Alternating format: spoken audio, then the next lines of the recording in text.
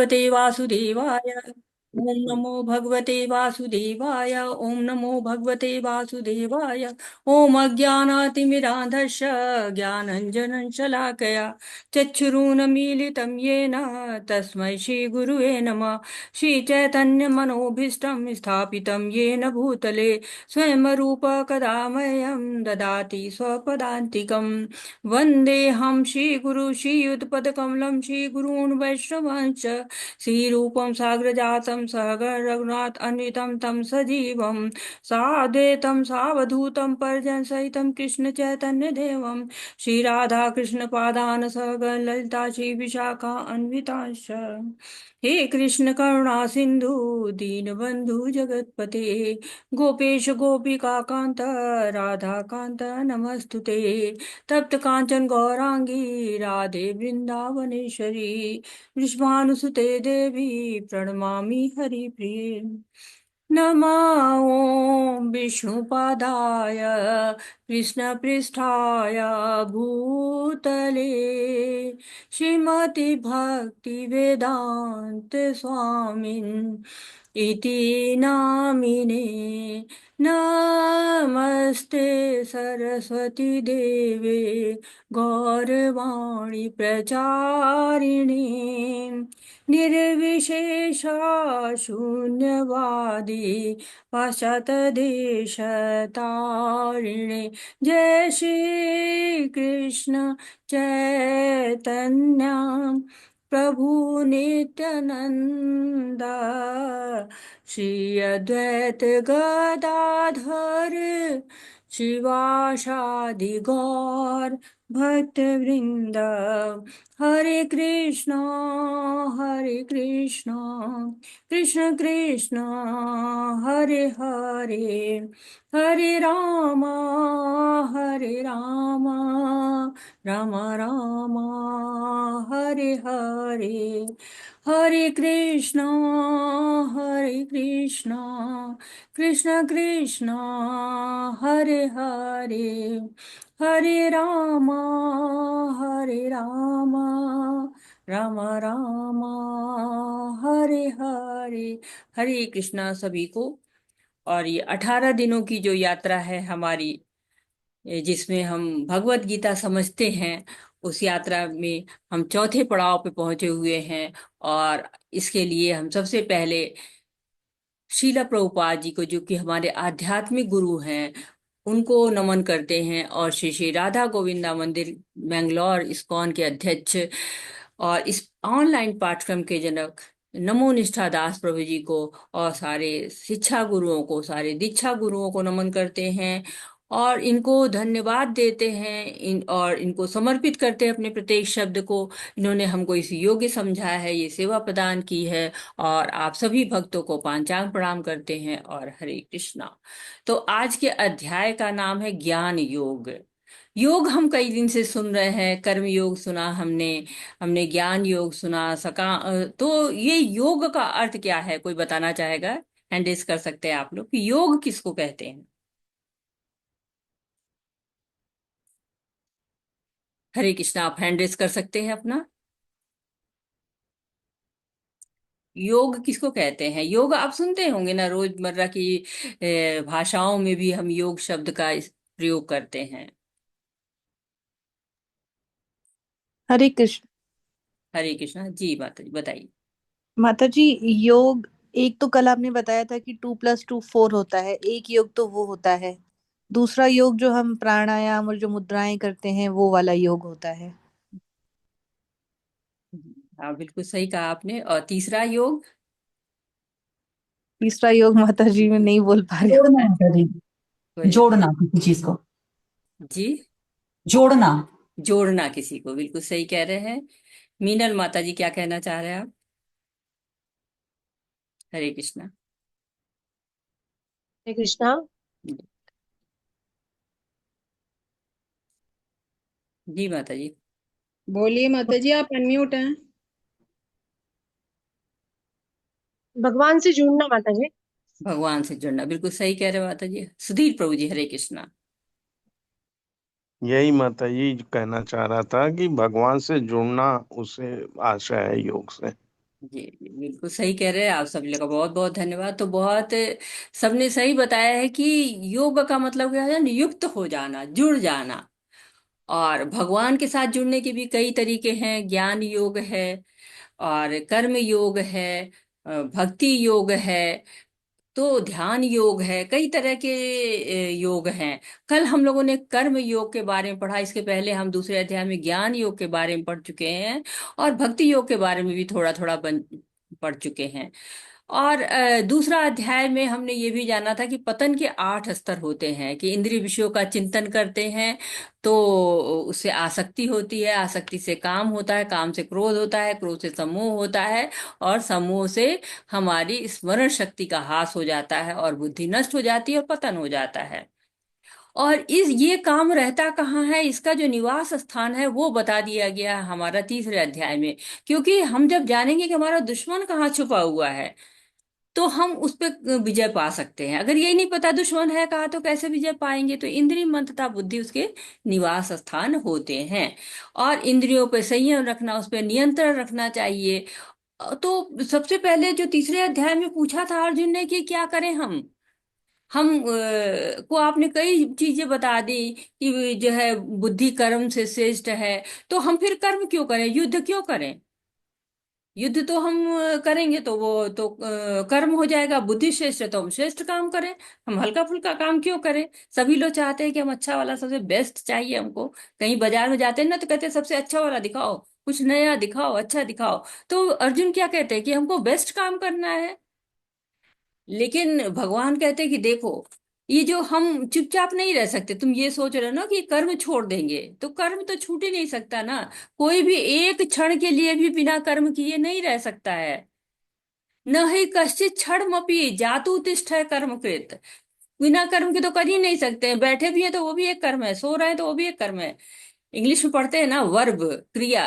तो क्रिया में क्या होता है, कहते हैं ना कि सोना, स्लीप, रन, सिट, ये सब क्या होता है, सब क्रिया कहा जाता है। तो ये हम ये क्रिया कर ही रहे हैं, चाहे सो रहे हैं तो भी। अगर हम छोड़ के सारा घर द्वार जाके अगर हिमालय में भी बैठ जाएं, तो हमें अपने नित्य कर्म तो करने ही पड़ेंगे।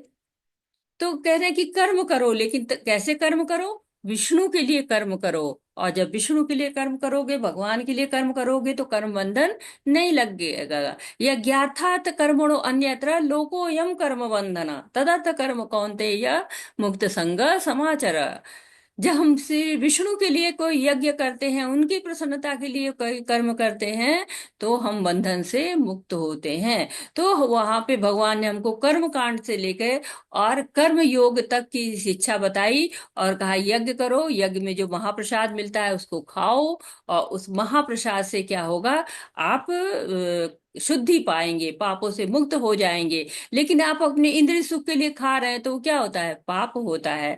साथ में यज्ञ चक्र बताया गया कि सारे प्राणी अन्न होते। कहते हैं ना कि अन्न के बिना तो जीवन नहीं है ना, प्राण ही जो है अन्न में बसा हुआ है। इसीलिए प्राणी कहा गया, प्राण जो है उसका होता है। और प्राण कैसे चलेगा, अन्न पे चलता है, तो अन्न पर आश्रित है। अन्न वर्षा से होती है, वर्षा यज्ञ संपन्न करने से होती है, यज्ञ नियत कर्मों के करने से होता है। और नियत कर्म कहाँ पे लिखे हुए हैं, वेदों में लिखे हुए हैं। और वेद कहाँ से आए हैं, भगवान से आए हुए हैं। तो ये यज्ञ चक्र चलता रहता है। इसलिए हमको यज्ञ करना है तो भगवान के लिए यज्ञ करना है, विष्णु की प्रसन्नता के लिए करना है। अपने लिए नहीं करना है कि अपने ही करने लगे।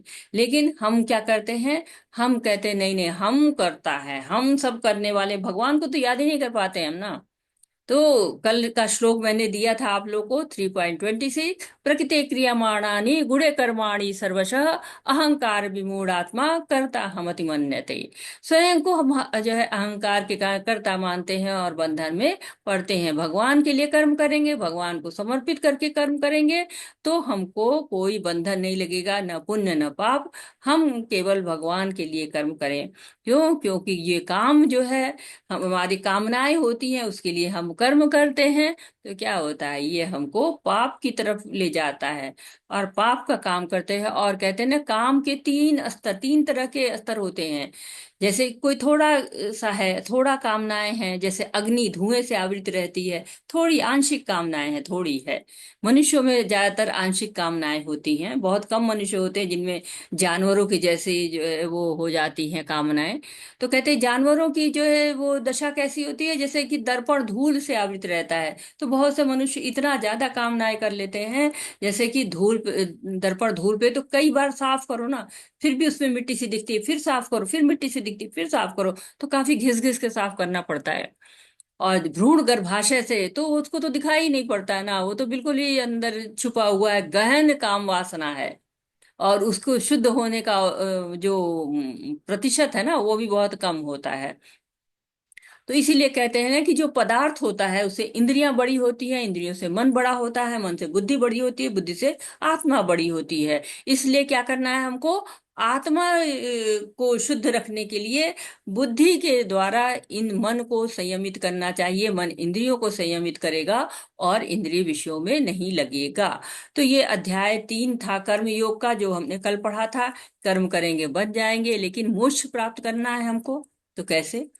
क्योंकि कर्मों का तो इतना सारा सिद्धांत है।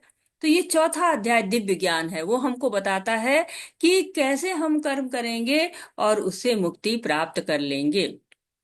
बुद्धि योग से कर्म करेंगे तो कर्म योग करें या कर्म करें, सब की जो है वो तैयार करता है ये ज्ञान, कि हाँ, हम ज्ञान के द्वारा भगवान की प्राप्ति करें। तो ज्ञान कहाँ से आया है और हमें कहाँ तक लेके जाता है, ये सारा कुछ हम यहाँ पर जान जाते हैं। कई बार ऐसा होता है कि हम विज्ञापन देखते हैं कि हाँ 1 महीने में अंग्रेजी सीखें, तो यहाँ तक तो फिर भी ठीक है। होता है 1 महीने में डॉक्टर बन कैसे बने, 1 महीने में इंजीनियर कैसे बने।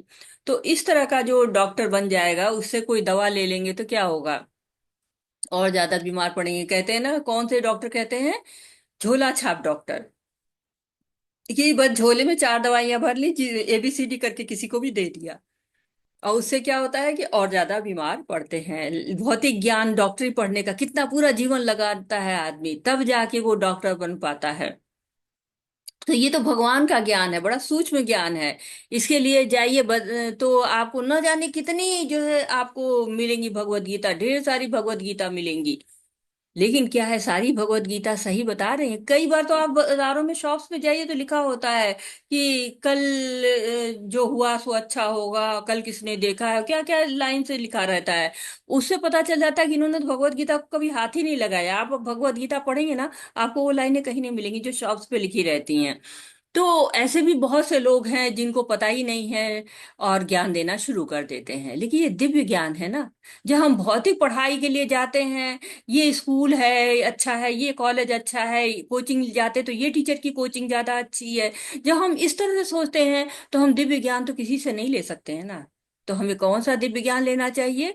यथारूप दिव्य ज्ञान लेना चाहिए। कहते हैं ना कि जो भगवान ने जैसा कहा है, भगवान ने जैसा कहा है वैसा ज्ञान हमको लेना चाहिए। उस ज्ञान के द्वारा हम अपने ज्ञान को आगे बढ़ाना चाहिए, न कि जिसने मनो धर्म से लिखा हुआ है उसके ज्ञान को हमें नहीं लेना चाहिए। सांसारिक ज्ञान के लिए जब इतनी मेहनत कर रहे हैं, तो आध्यात्मिक ज्ञान जो कि हमारी सारी समस्याओं का समाधान करता है और हमको बंधन से मुक्त कराता है, भगवत धाम लेके जाता है, वो तत्व ज्ञान है। वही इस अध्याय में बताया जाएगा। बहुत महत्वपूर्ण ये अध्याय है।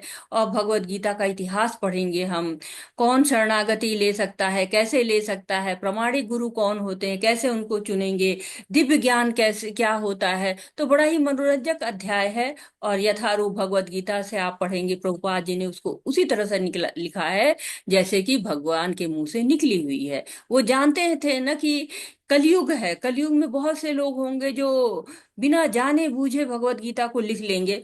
लेकिन प्रभुपाद जी ने उसको प्रामाणिक रूप से लिखा है, कई भाषाओं में लिखा है, हर भाषा में भगवत गीता जहाँ तक है विद्यमान है, बड़ी सरल भाषा में है। उन्होंने भागवतम का भी अनुवाद किया। तो हमें यथारूप भगवत गीता पढ़नी चाहिए, और यथारूप भगवत गीता आपको आसानी से उपलब्ध है, और अन्यथा लिंक मिल जाती है, आप उस लिंक से भी ऑनलाइन घर बैठे मंगा सकते हैं।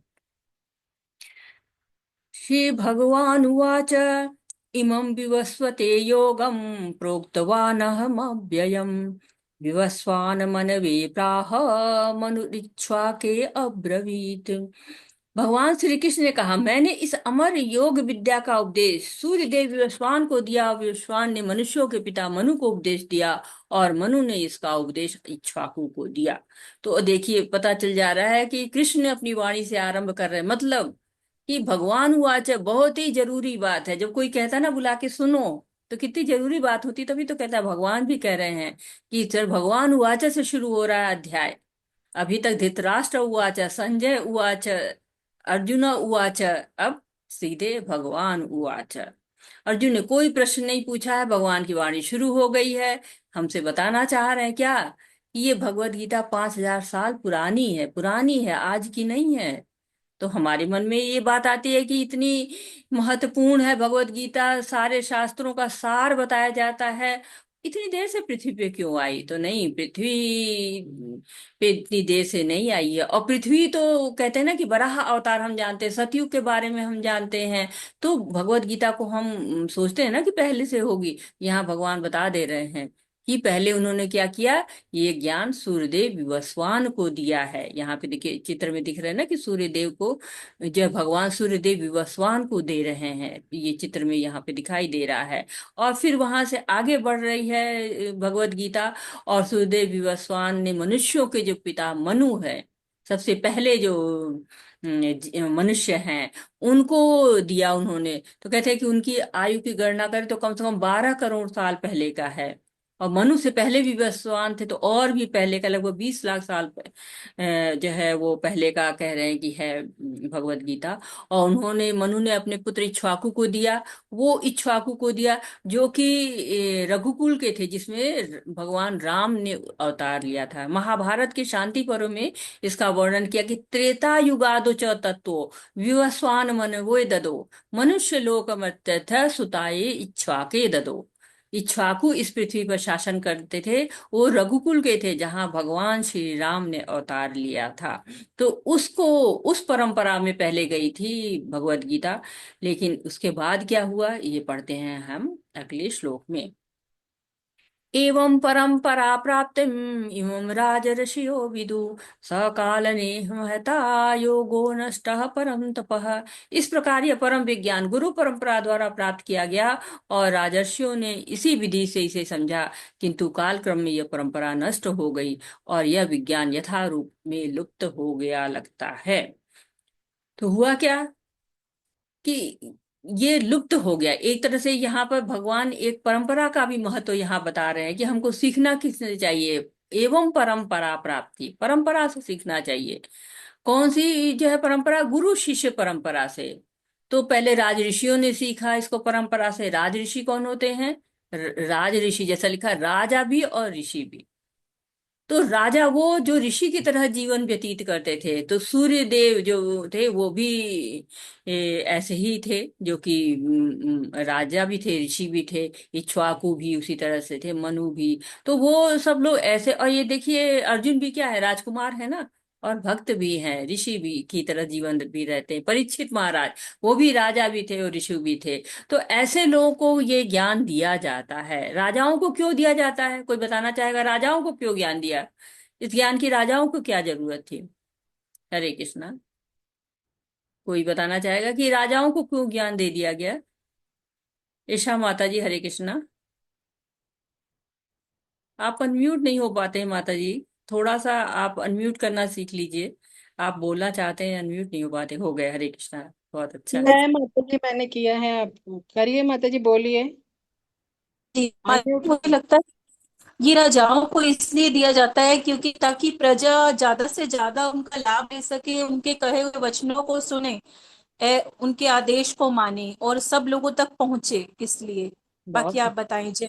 बहुत हरे सुंदर माता कृष्ण। जी, बहुत सुंदर आपने बताया, बिल्कुल सही कह रहे हैं कि राजाओं को इसलिए दिया जा सकता है कि एक तो राजा पूरे राज्य का प्रतिनिधित्व होता है, और कहते हैं जैसी राजा वैसी प्रजा।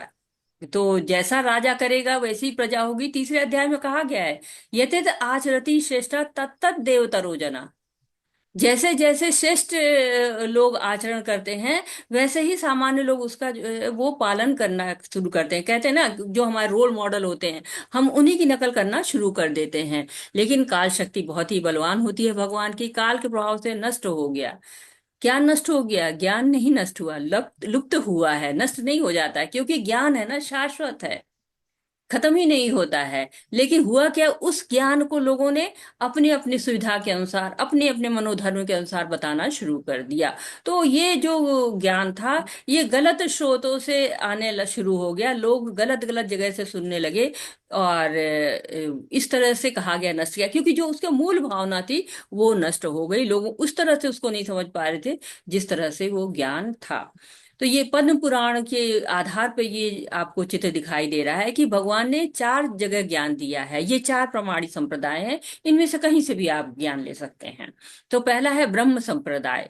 तो भगवान ने ब्रह्मा को ज्ञान दिया, ब्रह्म संहिता और भागवतम में इसकी बात लिखी गई है, अगर आप पढ़ेंगे आगे।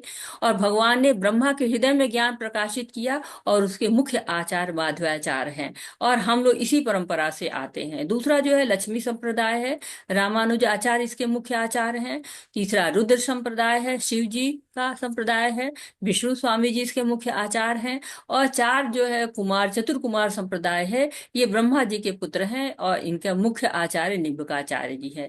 तो ये शीला प्रभुपाद भी हमारी इसी ब्रह्म संप्रदाय से आते हैं। और हम जो ये ज्ञान ले रहे हैं, ये बिल्कुल परंपरा से ले रहे हैं, परंपरा से ये ज्ञान आ रहा है। और इस परंपरा से जो हम ज्ञान प्राप्त करता है, जो भी, वो सही ज्ञान प्राप्त करता है। तो ये दिखा रहे हैं कि कृष्णा से ये ज्ञान शुरू हुआ है, कृष्ण से ब्रह्मा, नारद, व्यास, माधव, और ऐसे आते आते हमें नीचे ईश्वरपुरी आ रहे हैं। इन्हीं के जो शिष्य थे लॉर्ड चैतन्य, चैतन्य महाप्रभु हैं। और फिर नीचे आते आते हम गौर किशोर दास बाबा जी, और भक्ति सिद्धांत सरस्वती ठाकुर गोस्वामी जी, और सबसे आखिर में यहाँ शीला प्रभुपाद जी, ऐसी भक्ति वेदांत स्वामी शील प्रभुपाद। तो हम एक परंपरा से ही ज्ञान को प्राप्त कर रहे हैं।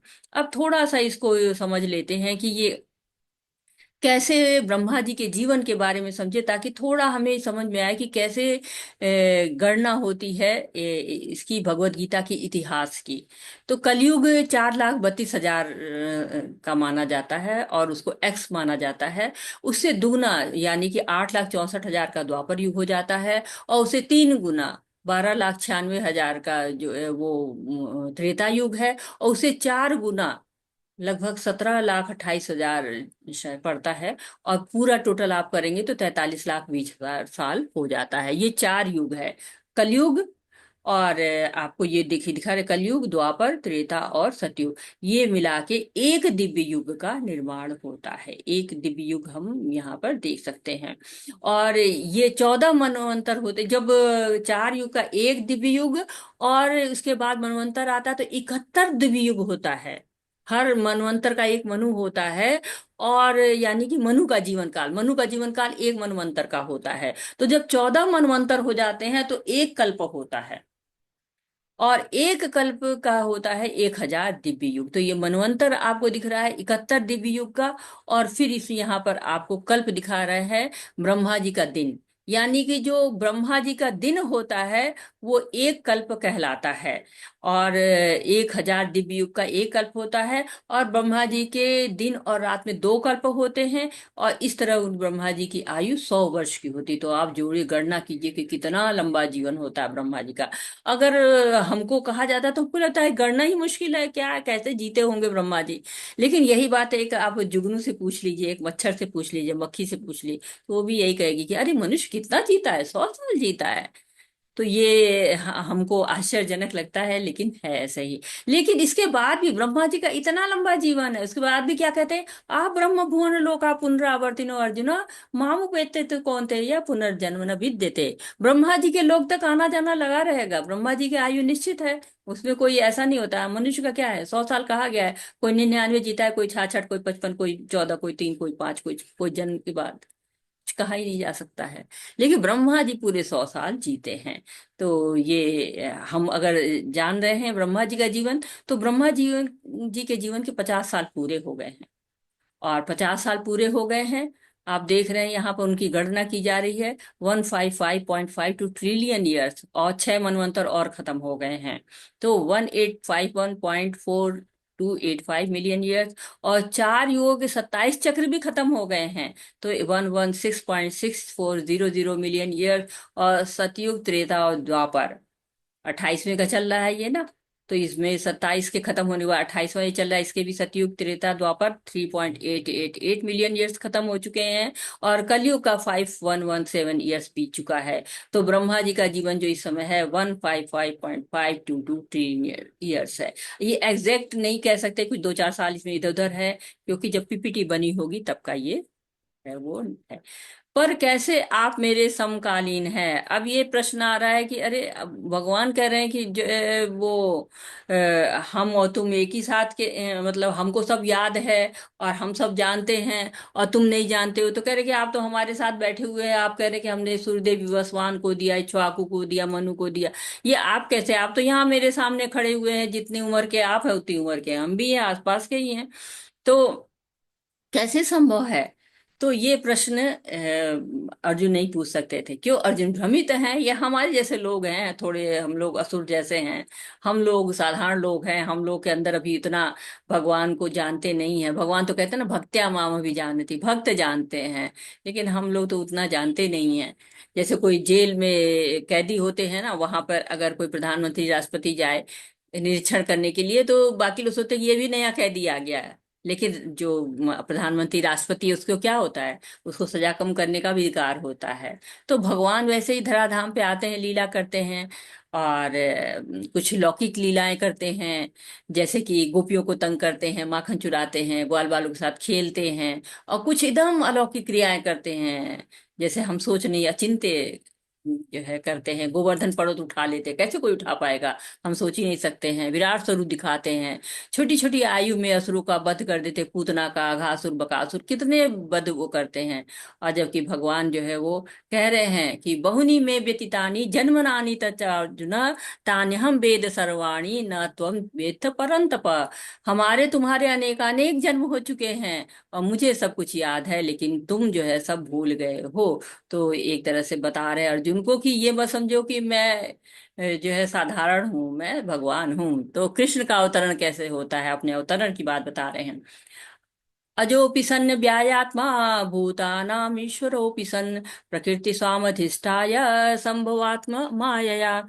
यद्यपि मैं अजन्मा तथा विनाशी हूँ, और यद्यपि मैं समस्त जीवों का स्वामी हूँ, तो भी प्रत्येक युग में मैं अपने आदि दिव्य रूप में प्रकट होता हूँ। कोई पढ़ना चाहेगा? हरे कृष्णा। सुलोचना माता जी, हरे कृष्णा, पढ़िए माता जी। हरे हरे कृष्ण, पढ़िए तात्पर्य से। पढ़िए माता जी, आप अनम्यूट हैं, अनम्यूट कीजिए अपने आप को माता जी। माता जी आप म्यूट हो गए, अनम्यूट हुई। हाँ हाँ, अभी ठीक है। हाँ पढ़िए। तात्पर्य, भगवान सामान्य जीव की भांति शरीर परिवर्तन नहीं करते। ऊपर से पढ़ना है माता जी। यहीं से पढ़िए माता जी। जी जी, ओके। भगवान सामान्य जीव की भांति शरीर परिवर्तन नहीं करते। इस जन्म में बद्ध जीव का एक प्रकार का शरीर हो सकता है, किंतु अगले जन्म में दूसरा शरीर रहता है। भौतिक जगत में जीव का कोई स्थायी शरीर नहीं है, अपितु वह एक शरीर से दूसरे में देहांतरण करता रहता है। किंतु भगवान ऐसा नहीं करते। जब भी वे प्रकट होते हैं, तो अपनी अंतरंगा शक्ति से वे अपने उसी आद्य शरीर में प्रकट होते हैं। और दूसरे शब्दों में, श्री कृष्ण इस जगत में अपने आदि शाश्वत स्वरूप में दो भुजाओं में बांसुरी धारण किए अवतरित होते हैं। यद्यपि वे अपने उसी दिव्य शरीर में प्रकट होते हैं और ब्रह्मांड के स्वामी होते हैं, तो भी ऐसा लगता है कि वे सामान्य जीव की भांति प्रकट हो रहे हैं। यद्यपि उनका शरीर भौतिक शरीर की भांति क्षीण नहीं होता, फिर भी ऐसा प्रतीत होता है कि भगवान श्री कृष्ण बालपन से कुमारावस्था तथा कुमारावस्था से तरुणावस्था में प्राप्त करते हैं। किंतु आश्चर्य तो यह है कि वे कभी युवावस्था से आगे नहीं बढ़ते। हरे कृष्ण। हरे कृष्ण माता जी, बहुत बहुत धन्यवाद माता जी। तो यहाँ पर बता रहे हैं कि हम हमारे अंदर 6 परिवर्तन होते हैं। हम पैदा होते हैं, फिर थोड़ा बढ़ते हैं, और ऐसे करके बुढ़ापा तक आता है और मृत्यु हो जाती है, शरीर क्षीण होता है, कुछ उत्पन्न करते हैं। इस तरह से 6 परिवर्तन हमारे अंदर होते हैं। जो जीव का शरीर होता है क्षीण होता रहता है, लेकिन भगवान क्या होते हैं, हमेशा नवयौवन उनके अंदर होता है, कभी बूढ़े नहीं होते, तरुण अवस्था में हमेशा बने रहते हैं। उनका मृत्यु जन्म नहीं होता है उनको। लेकिन हमारा जीव का तो मृत्यु भी होती है, जन्म भी होता है। हम साधारण रूप में आते हैं, भगवान चतुर्भुज रूप में आते हैं। हम माता पिता चुन नहीं सकते हैं, भगवान जो है माता पिता चुन के आते हैं, अपनी इच्छा से, अपनी अंतरंगा शक्ति से प्रकट होते हैं। तो भगवान अपने गुणों को बता रहे हैं, उनको सब कुछ याद रहता है, लेकिन हम सब कुछ भूल जाते हैं, हमारे अंदर विस्मृति हो जाती है। उनको जानने के लिए कोई पासपोर्ट वीजा वगैरह की जरूरत नहीं पड़ती है, हमको सब जरूरत पड़ती है। तो भगवान तो अचिंत्य है ना, हम अजन्मा है, अविनाशी हैं, स्वामी हैं, दिव्य रूप है। हम लोग जैसे उनको पसीना नहीं आता, उनको खून नहीं निकलता, वो उनको जो है वो सब नहीं होता है, हर चीज दिव्य होती है, उनका सब कुछ दिव्य होता है। और कब होता है, पहले तो बता रहे हैं कि हमारा जो है जन्म कैसे होता है, यानी कि उनका जो है प्रकट अप्रकट होते हैं वो। अब होता है, कब होता है, यदा यदा ही धर्मस्य ग्लानिर्भवति भारत अभ्युत्थानम धर्मस्य तदात्मानं सृजाम्यहम्। हे भरतवंशी, जब भी जहां भी धर्म का पतन होता है और धर्म की प्रधानता होने लगती है, तब तब मैं अवतार लेता हूँ। कब लेते हैं, जब धर्म का पतन होता है। बता रहे हैं ना, धराधाम पे कब आते हैं, धर्म का विनाश हो जाता है, अधर्म बढ़ना शुरू हो जाता है। अधर्म बढ़ने का मतलब क्या है, जब जीव केवल भौतिकता में ही रमना शुरू हो जाता है, केवल भगवान की तरफ, आध्यात्मिक की तरफ ध्यान ही नहीं जाता है। कहते हैं ना, कलयुग दोषों का समुद्र है, बहुत मंद मति, मंद भाग्य, प्राण प्राण अल्पशा, प्राण जो है अल्प होते हैं। सभ्य कलावश्विन युगे जना मंद मत या मंद भाग्य, तो मंद मति होते हैं, मंद भाग्य उनका होता है। और लेकिन हाँ, कलयुग में ये भी कह सकते हैं कि भगवान का नाम लेने से उद्धार भी हो जाता है। लेकिन जब अधर्म की प्रधानता हो जाती है, धर्म का लोप होने लगता है, तो स्वेच्छा से भगवान प्रकट होते हैं। तो ये भगवान के प्रकट होने के कब होता है, अब क्या भगवान बता रहे हैं कि भगवान कृष्ण का अवतरण क्यों होता है, अब कैसे हो गया, जो है वो कब हो गया, अब क्यों बता रहे। परित्राणाय साधूनां विनाशाय च दुष्कृतां धर्म संस्थापनार्थाय संभवामि युगे युगे। भक्तों का उद्धार करने, दुष्टों का विनाश करने तथा धर्म की फिर से स्थापना करने के लिए मैं हर युग में प्रकट होता हूँ। तो भगवान के ऐसे अनेक अनुचर हैं जो असुरों का संहार करने में सक्षम है, किंतु भगवान तो अपने उन निष्काम भक्तों को तुष्ट करने के लिए विशेष रूप से अवतार लेते हैं, जो असुरों द्वारा निरंतर तंग किए जाते हैं। असुर भक्त को तंग करता है, भले ही वह उसका सगा संबंधी क्यों न हो।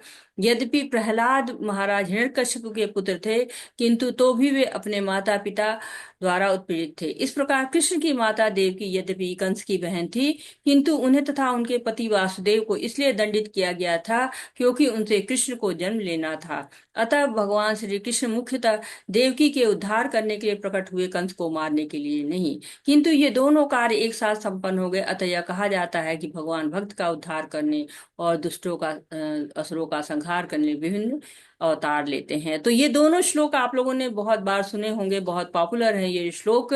और यहाँ बता रहे हैं कि उद्देश्य क्या है, परित्राणाय साधु नाम, भक्तों की रक्षा करते हैं, विनाशाय च दुष्कृताम, दुष्टों का नाश करते हैं, धन संस्थापना अर्थाया, धन की स्थापना करते हैं। तो भगवान इसलिए आते हैं, भक्तों के लिए भगवान आते हैं। एक तरह से पहला उनका जो होता है, मोटिव उद्देश्य होता है कि भक्तों को प्रसन्न करना। दुष्टों का नाश तो कभी भी कर सकते हैं, किसी को भेज देंगे, जाओ मारो, मार लेंगे आएगा, लेकिन भगवान नरसिंह के रूप में आते हैं, प्रहलाद जैसे भक्त को प्रसन्न करते हैं। राम बनकर आते हैं जंगल में, अहिल्या को उतारते हैं, सबरी को खुश करते हैं, साधुओं को खुश करते हैं। कृष्ण बन के आते हैं, देवकी वासुदेव को, यशोदा को, नंद को, वृंदावन वासियों को, राधा रानी को, गोपियों को जो है वो भक्ति का रस देते हैं, प्रदान करते हैं। तो भगवान को जन्म लेने की आवश्यकता नहीं है, लेकिन वो लीलाओं करते हैं, लीलाओं में उन्हें आनंद आता है, भक्तों को खुश करने में उन्हें आनंद आता है, और इसी के लिए वो यहाँ पर आते हैं। कृष्ण को जानने का क्या लाभ है, अब क्यों हम भगवान कृष्ण को जाने? हम तो बड़े आराम से यहाँ मजे में है, खा पी रहे हैं, मौज मना रहे हैं, तो लेकिन क्या यही जीवन है?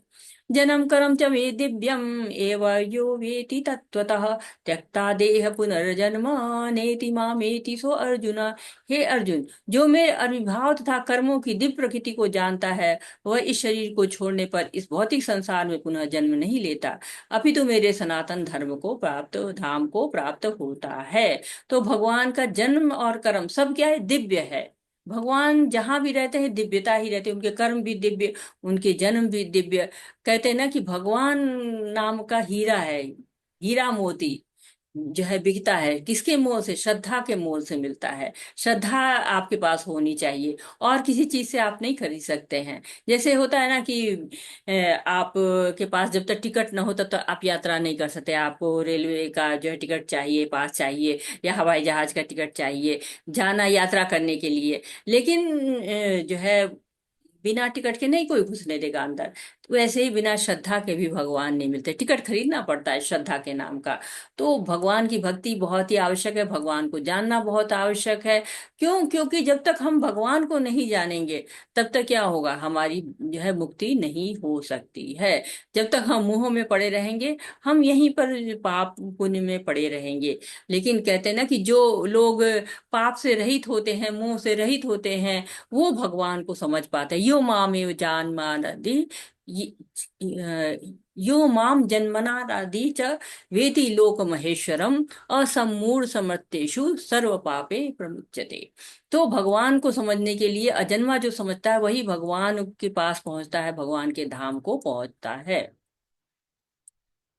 कृष्ण का स्वरूप आध्यात्मिक है, हमारा स्वरूप अस्थाई है। हम माया के द्वारा नियंत्रित होते हैं और कृष्ण है माया के नियंत्रक।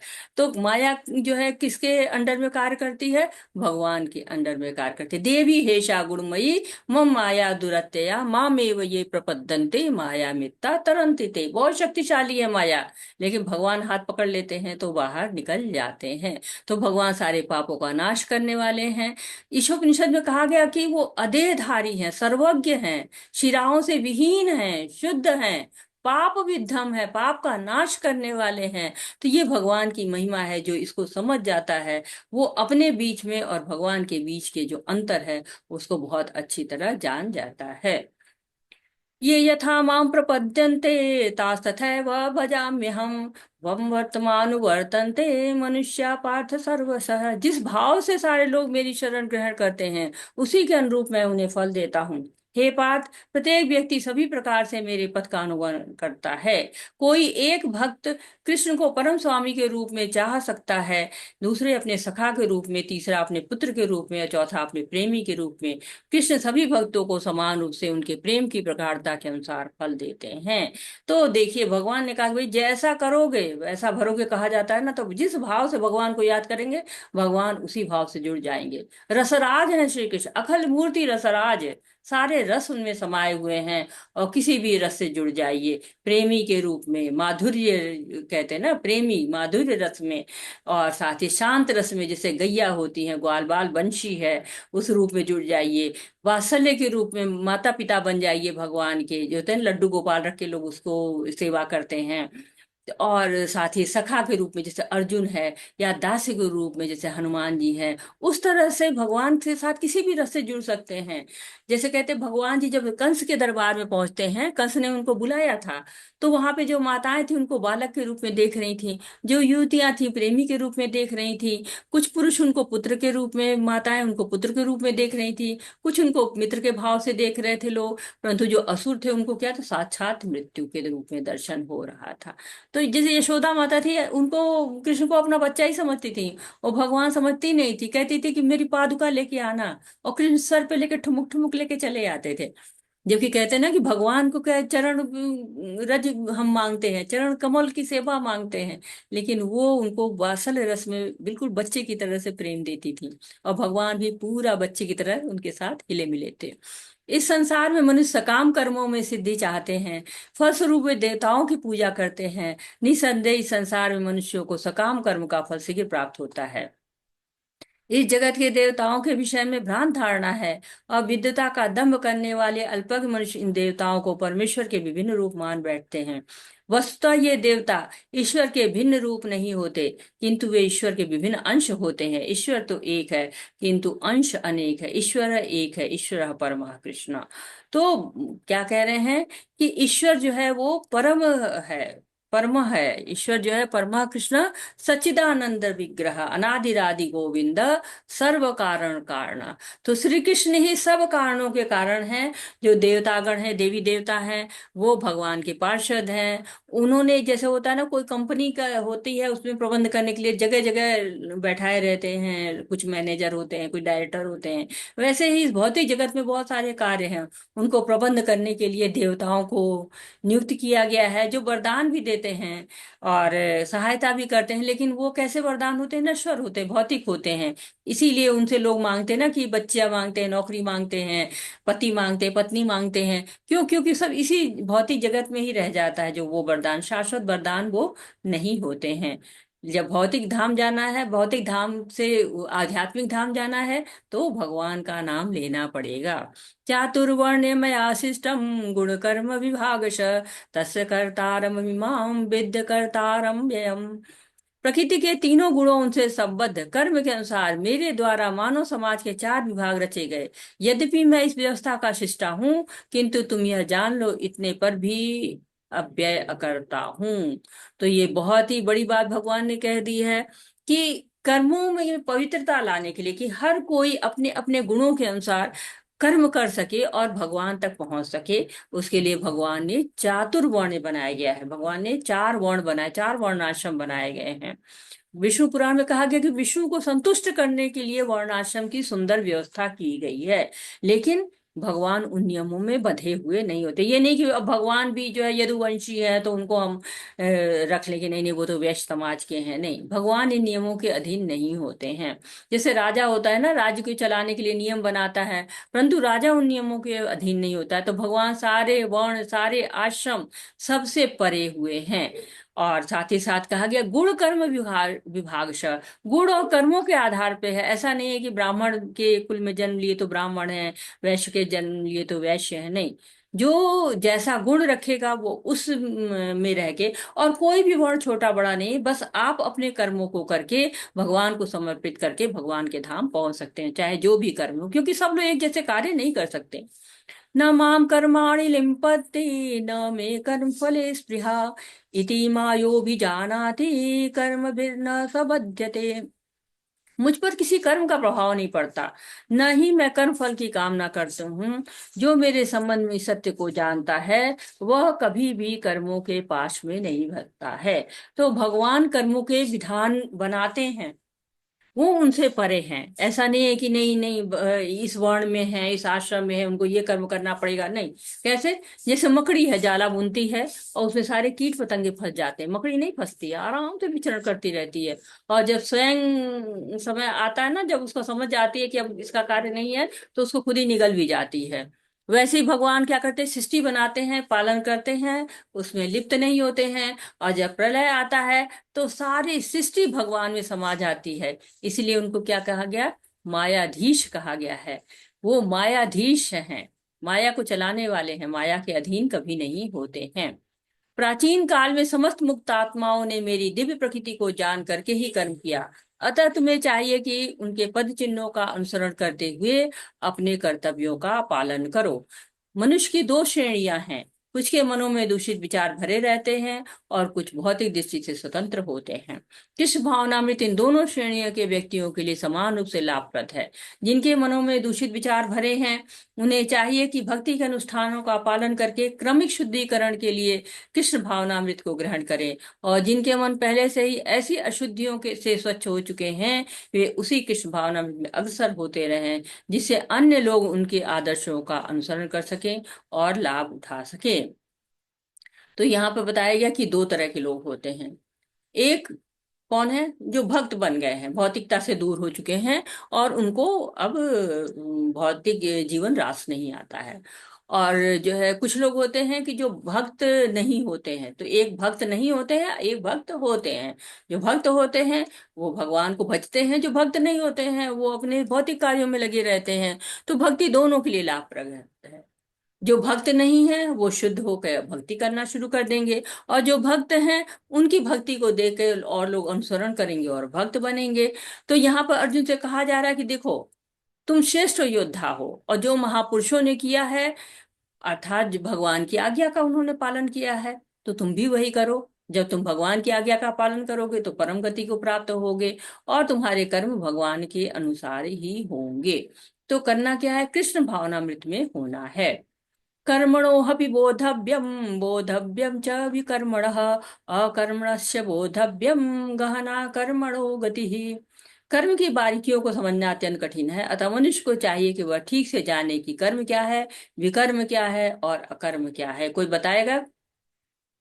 एक बार हम लोग पढ़ चुके हैं लेकिन शायद आपको याद ना हो, इसलिए मैं ही इसको बता देती हूँ कि कर्म क्या है। कर्म वो होते हैं जो शास्त्रों के अनुसार होते हैं, नियम के अनुसार होते हैं, और वो कर्म होते हैं। मतलब जो भी आप काम कर रहे हैं शास्त्रों के अनुसार कर रहे हैं, हाँ, लेकिन उसमें आपके स्वार्थ जरूर जुड़े रहते हैं, लेकिन नियम के अनुसार ही होते हैं। और विकर्म क्या होते हैं? जो शास्त्र नहीं करते हैं। जैसे हमने बोला था ना, लूट खसोट चोरी डाकू, ये जो कार्य करते रहते हैं ना, हिंसा, मनसा वाचा कर्मणा से हिंसा, तो ये तरह के जो कार्य करते रहते हैं वो शास्त्र के नहीं होते हैं, तो वो क्या होते हैं? पाप कर्म होते हैं, पाप उनसे लगता है। और अकर्म क्या होते हैं? भगवान के लिए कर्म करना। जो भी आप काम कर रहे हैं, आप भोजन बना रहे हैं भगवान के लिए बनाइए, प्रसाद हो जाएगा वो। जो भी आप काम कर रहे हैं, पढ़ रहे हैं भगवान की किताबों को पढ़िए। आप अगर कहीं घूमने जा रहे हैं, मंदिर जाइए, भगवान की नगरी जाइए, तीर्थ जाइए, धाम करिए। तो ये जो भी कार्य है अपने आप उनको बस भगवान को समर्पित करिए, भगवान के लिए कर्म करिए, जैसे नारद मुनि करते थे। देवर्षि कहलाते हैं ये। क्यों? क्योंकि भगवान को इन्होंने साक्षात देखा था, और घूम घूम के हमेशा भगवान का नाम लेते रहते हैं, भगवान के नाम का प्रचार करते रहते हैं। ये उनकी विशेषता है। अपने कर्म फलों की सारी आसक्ति को त्याग कर सदैव संतुष्ट तथा स्वतंत्र रहकर वह सभी प्रकार के कार्यों में व्यस्त रहकर भी कोई सा काम कर्म नहीं करता। तो जो ऐसे लोग होते हैं, भक्त लोग होते हैं, वो कर्म फल से आसक्त नहीं होते हैं, वो अकर्म करते हैं, और कृष्ण भावना भावित कर्म वो करते हैं। शरीर के निर्वाह के लिए जो भी कर्म करते हैं उसमें मनुष्य की आसक्ति होती है, लेकिन जब वो आसक्ति को त्याग कर कर्मों के फल को भगवान को अर्पित कर देता है तो बस संतुष्टि आ जाती है वहीं पर। और वो जैसे ये दिखा रहे हैं ना, मंदिर का कार्य कर रहा है, ये इसको ये जो कार्य आता है बनाने का, घर बनाने का, तो वो मंदिर बना रहा है।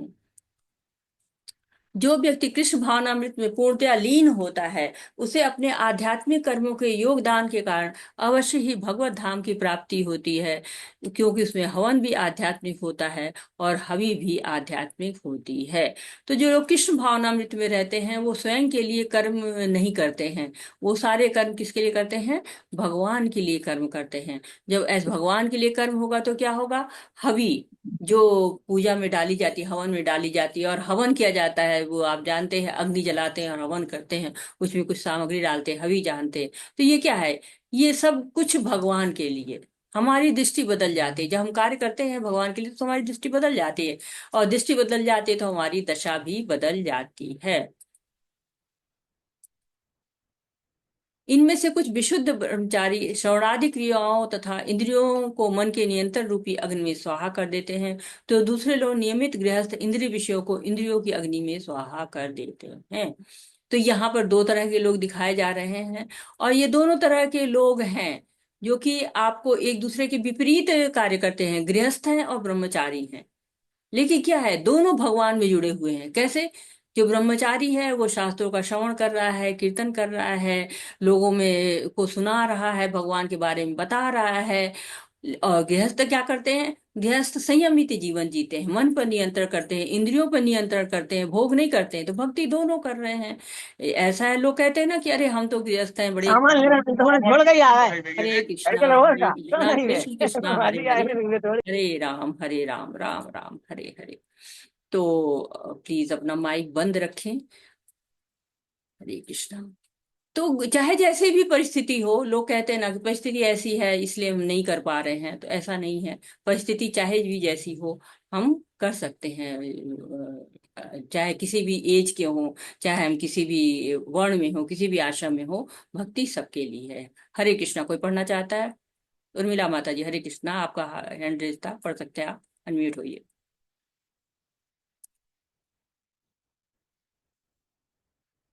मधु माता जी, पढ़िए मधु,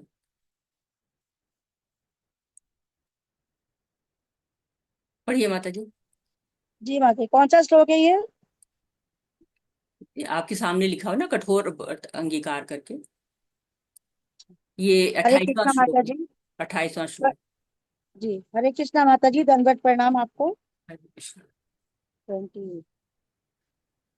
कठोर व्रत अंगीकार करके कुछ लोग अपनी संपत्ति का त्याग करके कुछ कठिन तपस्या द्वारा, कुछ अष्टांग योग पद्धति के अभ्यास द्वारा अथवा दिव्य ज्ञान में उन्नति करने के लिए वेदों के अध्ययन द्वारा प्रबुद्ध बनते हैं।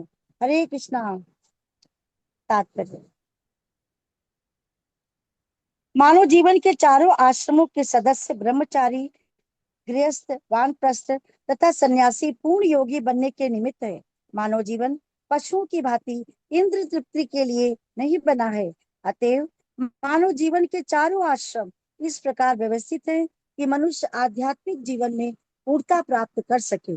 ब्रह्मचारी या शिष्यगण प्रामाणिक गुरु की देख रेख में इंद्रिय तृप्ति से दूर रहकर मन को वश भी करते हैं। वे कृष्ण भावना अमृत से संबंधित शब्दों को ही सुनते हैं। श्रवण ज्ञान का मूलाधार है। अतः शुद्ध ब्रह्मचारी सदैव भगवान के यश के कीर्तन तथा श्रवण में ही लगा रहता है। हरे कृष्णा। हरे कृष्णा माता जी, बहुत बहुत धन्यवाद। तो यहाँ पर बताया गया है कि कैसे लोग दिव्य ज्ञान प्राप्त करने के लिए लोग कैसे कैसे तप करते हैं, और साथ ही साथ कितनी मेहनत करते हैं, कठोर व्रत करते हैं, संपत्ति का त्याग कर देते हैं, अष्टांग योग पद्धति को अपनाते हैं। और साथ ही साथ यहाँ पर दिखाया कि कृष्ण भगवान भी कैसे, जो लोग साधारण लोग के नियमों का पालन किया उन्होंने, कैसे यहाँ पे जाके संदीपन मुनि के पास जाते हैं और शिक्षा ले रहे हैं। कृष्ण है, बलराम है, यहाँ ध्रुव महाराज है, ये तपस्या कर, कठिन तपस्या, 5 साल का बच्चा कितनी कठिन तपस्या करता है। यहाँ हिरण्यकश्यपु है, ये अष्टांग योग के द्वारा भगवान की जो है वो सेवा कर रहे हैं। तो ऐसे ही लोग भगवान में के कार्य करते हैं, भगवान के लिए चारों आश्रम में रह के, और किसी भी समय पे भगवान का ध्यान कर सकते हैं, भगवान में लगन लगा सकते हैं, भगवान के ही समर्पित कर सकते हैं अपने जीवन को। जैसे जड़ भरत थे, उन्होंने सारी संपत्ति का त्याग कर दिया, द्रव्य यज्ञ जो है वो एक तरह से किया उन्होंने। बहुत से लोग अष्टांग योग करते हैं, ज्ञान की प्राप्ति करते हैं, परंपरा में जाते हैं। तो इस तरह से भगवान की प्राप्ति के लिए प्रयास करते हैं लोग। हरे कृष्णा। हे कृष्ण, जब यज्ञ के बिना मनुष्य इस लोक में या इस जीवन में ही सुखपूर्वक नहीं रह सकता, तो फिर अगले जन्म में कैसे रहेगा। तो यज्ञ बहुत जरूरी होते हैं। यज्ञ के बिना हम मुक्त नहीं हो सकते, हमारी समस्याओं का समाधान नहीं हो सकता है, इस भव बंधन को पार नहीं लगा सकते। इसीलिए आजकल क्या कहते हैं, संकीर्तन यज्ञ करना चाहिए। हरे कृष्ण कृष्ण कृष्ण हरे हरे, हरे राम राम राम हरे हरे। हे परंतप, द्रव्य यज्ञ से ज्ञान यज्ञ श्रेष्ठ है। हे पार्थ, अंतोत गत्वा सारे कर्म यज्ञों का अवसान दिव्य ज्ञान में होता है। तो ज्ञान श्रेष्ठ है, ज्ञान यज्ञ की श्रेष्ठता बताई गई है। क्योंकि हम द्रव्य यज्ञ में क्या करते हैं, भौतिक संपत्ति का त्याग करते हैं, धन की आहुति देते हैं। लेकिन अगर हमें ज्ञान नहीं है, भगवान के प्रति हमारी श्रद्धा नहीं है, तो ये यज्ञ क्या हो जाएगा, भौतिक स्तर पर रह जाएगा, आध्यात्मिक स्तर पे पहुंच ही नहीं पाएगा। तो यज्ञ कौन सा श्रेष्ठ होता है, जिसका अंत ज्ञान से होता है। तो कोई भी यज्ञ का सहारा लिया जाए, लेकिन ज्ञान के साथ लिया जाए। और इसीलिए ये पाठ जो है वो आया है, इसीलिए दिव्य ज्ञान की बातें बता रहे हैं। तो उस दिव्य ज्ञान को प्राप्त कैसे करेंगे, तरीका क्या होगा। तद्विद्धि प्रणिपातेन परिप्रश्नेन सेवया उपदेशन्ति ते ज्ञानम ज्ञानिस्तत्त्वदर्शिनः। तुम गुरु के पास जाकर सत्य को जानने का प्रयास करो, उनसे विनीत होकर जिज्ञासा करो और उनकी सेवा करो। स्वरूप सिद्ध व्यक्ति तुम्हें ज्ञान प्रदान कर सकते हैं, क्योंकि उन्होंने सत्य का दर्शन किया हुआ है। तो कहाँ जाना है, गुरु के पास जाना है। रास्ता बता रहे हैं भगवान, भगवान समस्या समाधान सब बताते हैं। बहुत सुंदर श्लोक है, गुरु परंपरा का महत्व है ये। और ये भगवान का ज्ञान दिव्य है, अपौरुषेय है, किसी पुरुष ने नहीं कहा है। तो ये ज्ञान भगवान के द्वारा है, और बता के रहे हैं क्या, कि हमको जाना है भगवान जो है किसके पास, गुरु के पास। पहला काम के आप किसी प्रमाणी गुरु के पास जाइए, पहले खूब अच्छी तरह से समझ लीजिए किसी गुरु को, कि गुरु के पास जाएं, गुरु घंटाल के पास ना जाएं, प्रमाणी गुरु के पास जाएं। विनय पूर्वक, जब आपने चुन लिया गुरु को, तो विनय पूर्वक उनके पास जाएं, जिज्ञासा करें, उनकी सेवा करें, बिना घमंड के, बिना अहंकार के, पूरी तरह से श्रद्धा के साथ। और क्योंकि भौतिक ज्ञान तो आपने गए स्कूल में, फीस जमा कर दिया, आपने पैसे दे दिए और आपको ज्ञान मिल गया, किसी को ट्यूशन रख लिया, किसी को कोचिंग लिया, भौतिक ज्ञान तो ऐसे मिल जाता है। लेकिन आध्यात्मिक ज्ञान ऐसे नहीं मिलता, आशीर्वाद चाहिए होता है, बिना कृपा के नहीं मिलता है। हम पहले शुरू करते हैं ना जब अपनी इस क्लास को, तो क्या कहते हैं, ओम अज्ञानातिमिरान्धस्य ज्ञानं जनन शलाकया। ज्ञान दीजिए, ये जो तिमिर है, अंधकार है, इसको समाप्त करिए। तो गुरु ही सारे समस्याओं को समाप्त करता है, सारे अंधकार को समाप्त करता है। यदि तुम्हें समस्त पापियों में सर्वाधिक पापी समझा जाए, तो तुम दिव्य ज्ञान रूपी नाव में स्थित होकर दुख सागर को पार करने में समर्थ होगे। तो ये जो है वो समुद्र है, बहुत लहरें उठती हैं, लेकिन जब दिव्य ज्ञान का नाव मिल जाती है, उस पर जब बैठ जाते हैं, तो ये भव सागर है, भव सागर है, ये सागर है ना, हल्का फुल्का कोई तालाब नहीं है, या छोटी मोटी नदी नहीं है, क्या है, सागर है। सागर में तो जो कुशल तैराक होते हैं वो भी डूब सकते हैं, जीवन को बचाना बहुत मुश्किल हो जाता है। परंतु जब भगवान का दिव्य ज्ञान मिल जाए, तो क्या होगा, ये हम बच सकते हैं मृत्यु संसार सागरात। मृत्यु संसार है, ये सागर है, और इससे भगवान का जो दिव्य ज्ञान है, यही पार लगा सकता है। जैसे प्रज्वलित अग्नि ईंधन को भस्म कर देती है, उसी तरह हे अर्जुन, ज्ञान रूपी अग्नि भौतिक कर्मों के समस्त फलों को जला देती है। तो कितना महत्व बताया गया है ज्ञान का। और ज्ञान, हम सब जानते हैं कि ज्ञान का बहुत महत्व होता है, और दिव्य ज्ञान का उससे भी ज्यादा महत्व होता है। अज्ञानता समाप्त हो जाती है। जैसे कहते हैं ना कि एक जलती हुई अग्नि हो तो ईंधन को भस्म कर देती है, कितना भी ईंधन रखा हो, एक जसलाई लगाइए सब भस्म। और वैसे ही अज्ञानता का नाश हो जाता है जब दिव्य ज्ञान हो जाता है। उचित क्या है, अनुचित क्या है, सारे भेद हमको पता चल जाते हैं, और सारे पाप कर्म का नाश हो जाता है। क्यों? क्योंकि भगवान का ज्ञान हो गया। अहंकार समाप्त हो जाता है। कितनी समस्याएं तो अहंकार से ही होती हैं, ईर्ष्या से ही होती हैं, कर्तापन के भाव से ही होती हैं, मैंने किया, मैंने किया, मैंने किया, और इससे कितनी परेशानियां आती हैं। तो ये कर्तापन से कर्म फल का बंधन हो जाता है, ज्ञान से कर्म करने पर कर्म बंधन नहीं होता है। जैसे एक शिकारी था, मृगारी। तो मृगारी जो है उन जानवरों को अधमरा करके छोड़ देता था, उसको पता नहीं क्या आनंद मिलता था, बड़ा आनंदित होता था। जानवरों को मारा उसने, आधा मरा छोड़ दिया, और फिर आनंद लेता रहता था। नारद ऋषि आते हैं उसके पास, कहते ये तुम क्या कर रहे हो? और फिर बताए बड़ा आनंद मुझे मिल रहा है। फिर वो दिव्य ज्ञान देते हैं, और जब दिव्य ज्ञान देते हैं तो ऐसा हो गया कि वो जमीन पर पैर रखता था ना, तो ऐसा रखता था कि चींटियां ना उसके पैर के नीचे आ जाए। तो दिव्य ज्ञान का ये महत्व होता है। श्रद्धावान लभते ज्ञानम तत्पर संयतेन्द्रिय ज्ञान लब्ध्वा पराम शांति चिरेणाधिगच्छति। जो श्रद्धालु दिव्य ज्ञान से समर्पित हैं और जिसने इंद्रियों को वश में कर लिया है, वो इस ज्ञान को प्राप्त करने का अधिकारी है। इसे प्राप्त करते ही वह तुरंत आध्यात्मिक शांति को प्राप्त होता है। तो श्रद्धावान लभते ज्ञानम, ऐसे वैसे नहीं मिलती है, श्रद्धा चाहिए। श्रद्धा के बिना नहीं होता है, ज्ञान नहीं मिल पाता है। और कहते हैं ना, पहले हम पढ़ चुके दूसरे अध्याय में, व्यवसाय का बुद्धि रे के हा कुरु नंदना बहुशाखा हनंतश्च बुद्धि व्यवसायी नाम। बुद्धि को स्थिर कीजिए, भगवान में विश्वास रखिए, इंद्रियों को संयमित करिए, भगवान पर श्रद्धा रखिए, तब वो ज्ञान प्राप्त होगा। कौन सा ज्ञान? जिससे आध्यात्मिक शांति मिलती है। ऐसा वैसा ज्ञान नहीं है, शांति मिलती है, भगवत धाम की तरफ हम अग्रसर होते हैं, भौतिक जीवन भी संवरता है। योग संन्यस्त कर्माणम ज्ञान सच्छिन्न संशयम आत्मवंत न कर्माणि निबधनन्ति धनंजय। जो व्यक्ति अपने कर्म फलों का परित्याग करते हुए भक्ति करता है, और जिसके संशय दिव्य ज्ञान द्वारा विनष्ट हो चुके होते हैं, वही वास्तव में आत्मपरायण है। हे धनंजय, वह कर्मों के बंधन में नहीं बनता। जो मनुष्य भगवत गीता की शिक्षा का उसी रूप में पालन करता है जिस रूप में भगवान श्री कृष्ण ने दी थी, तो वह दिव्य ज्ञान की कृपा से समस्त संशयों से मुक्त हो जाता है। पूर्णतः कृष्ण भावित होने के कारण से श्री भगवान के अंश रूप में अपने स्वरूप का ज्ञान पहले ही हो जाता है, तो निस्संदेह वह कर्म बंधन से मुक्त है। तो क्या बता रहे हैं कि भगवान ने पहले ज्ञान योग से प्रारंभ किया और ज्ञान प्राप्ति का उपाय बताया, प्रामाणिक गुरु ज्ञान दे सकता है, ज्ञान की महिमा बताई, ज्ञान कौन प्राप्त कर सकता है बताया। अब यहाँ पर बिल्कुल निष्कर्ष बता रहे हैं, जैसे होता है ना पूरे का निष्कर्ष बताओ, कि बता रहे क्या कि प्रामाणिक गुरु की सेवा करिए और उसका अनुसरण करिए, इंद्रियों को संयमित करिए, इंद्रियों को भगवान की सेवा में लगाइए।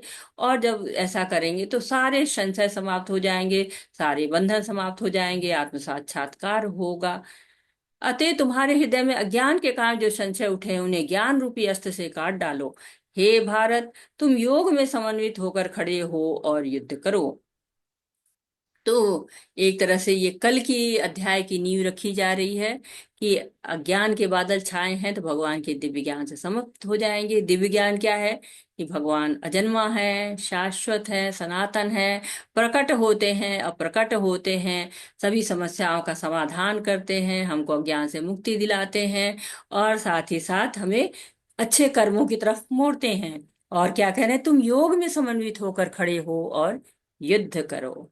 अब ये थोड़ा अर्जुन के लिए मुश्किल होगा कि भगवान क्यों युद्ध नहीं करना चाह रहा है। युद्ध से तो वो भाग रहा है, युद्ध करना ही नहीं चाह रहा है, लेकिन हाँ युद्ध के लिए कहा जा रहा है उसको, तो उसको थोड़ा अलग लग रहा है। तो देखते हैं कल क्या होता है, बहुत सुंदर बातें आएंगी कल। हरे कृष्णा। कोई पढ़ना चाहता है इसको? हरे कृष्णा। ललिता माता जी पढ़िए माता जी। हरे कृष्णा। इस अध्याय में जिस योग पद्धति का उपदेश हुआ है वह सनातन योग कहलाता है।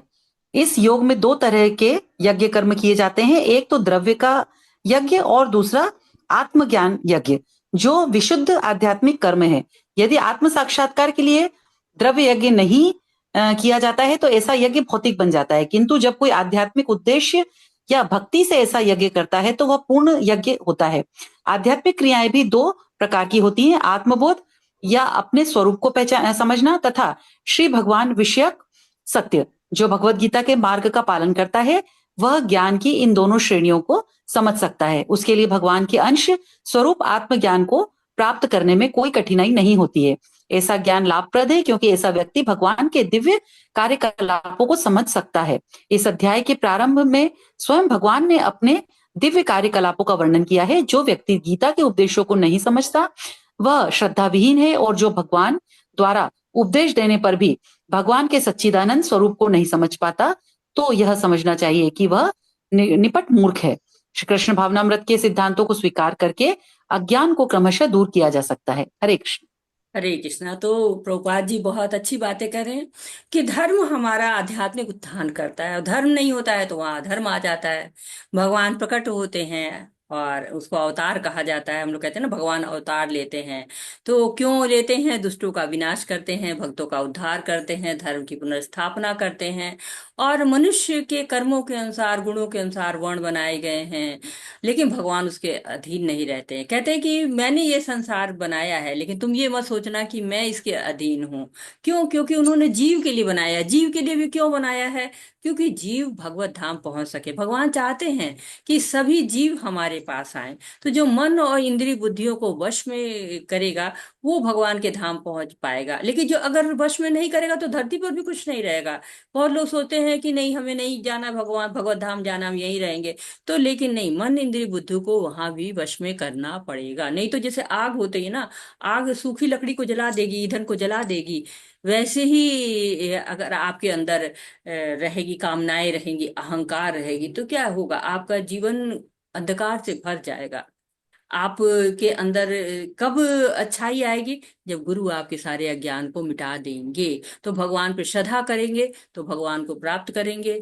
और धरती पर जो कलयुग है उसमें बहुत सारी नकारात्मकताएं हैं, लेकिन भगवान समय समय पर आते हैं और हर युग में आते हैं, धरती पर अवतार लेते हैं और उनको राह दिखाते हैं। जो लोग गलत रास्ते पे चले गए हैं, भक्तों को न्याय दिखाते हैं ताकि भक्त खुश हों और भक्तों की प्रसन्नता के लिए हुए आते। तो हम चाहे जिस क्षेत्र में हों, हमें ज्ञान की आवश्यकता होती ही होती है। हमें गुरु से ज्ञान लेना ही चाहिए। कहते हैं ना कि अगर आप हर चीज के कोच होते हैं, तैराकी के कोच होते हैं, डांस के कोच होते हैं, गाने के कोच होते हैं, उसी तरह से यहाँ पे आध्यात्मिक जीवन के लिए भी आध्यात्मिक गुरु होते हैं, जो हमें भगवान से मिलाने में सक्षम होते हैं, भगवान की तरफ हमें ले जाते हैं। तो हमें अपने गुरु का सम्मान करना चाहिए और श्रद्धा रखनी चाहिए। श्रद्धावान लभते ज्ञानम, जो श्रद्धा रखता है उसको ही ज्ञान मिलता है। वाञ्छा कल्पतरुभ्यश्च कृपा सिन्धुभ्य एव च पतितानां पावनेभ्यो वैष्णवेभ्यो नमो नमः। अनंत कोटि वैष्णव वृंद की जय। शीला प्रभुपाद की जय। हरे कृष्णा कृष्णा हरे हरे, हरे रामा राम राम हरे हरे, हरे कृष्णा कृष्णा कृष्ण कृष्णा हरे हरे, हरे रामा राम राम हरे हरे। हरे कृष्णा सभी को। अगर आपका कोई प्रश्न है, आपका कोई सुझाव है, कोई त्रुटि सुधार है या कुछ ऐड करना चाहते हैं तो मोस्ट वेलकम। हरे कृष्णा सभी को। हरे कृष्णा।